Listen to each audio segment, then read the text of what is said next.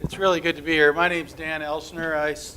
Have the privilege and pleasure of serving on the State Board of Education with my colleagues Sarah O'Brien and Tony Walker.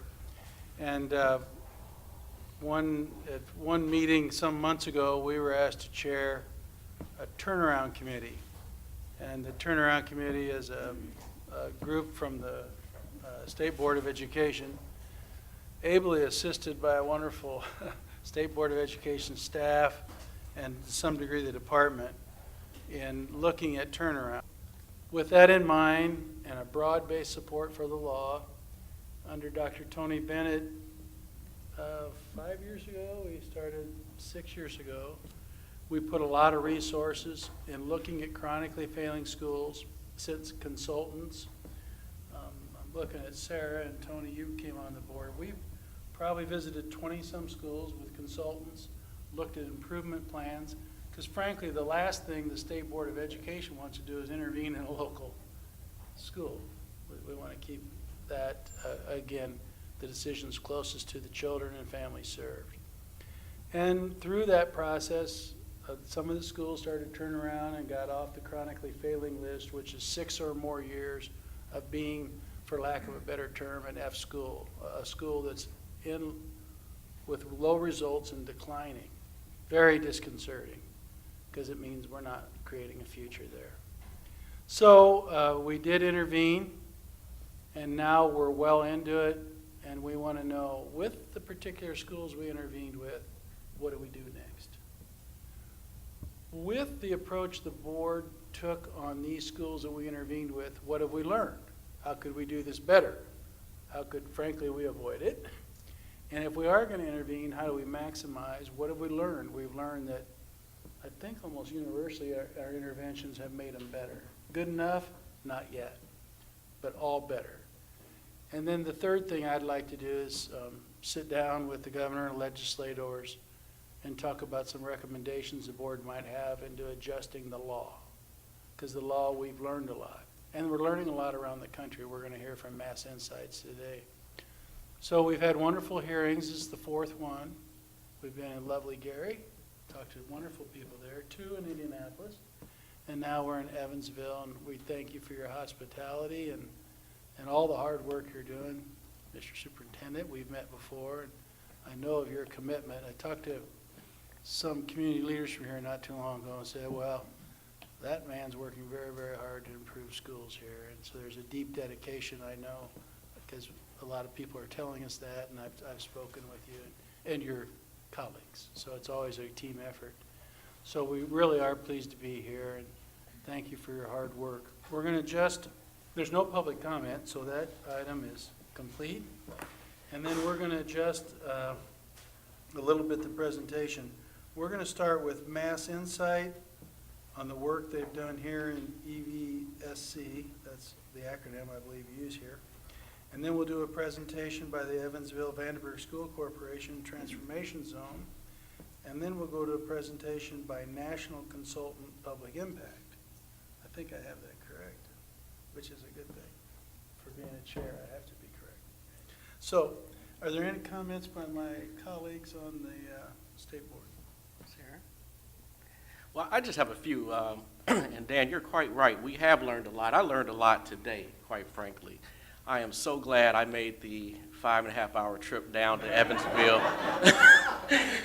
I'll even feel that way when I'm making the 5.5-hour trip back in The a state few plane hours. wasn't available? The state plane wasn't available, but it was refreshing. Being one of the members of the panel that has never been an educator, it's was really helpful to come and actually go inside and see the operations of some of what we've been calling failing schools. And it's really caused some question in my mind about the yardstick by which we're calling these failing schools.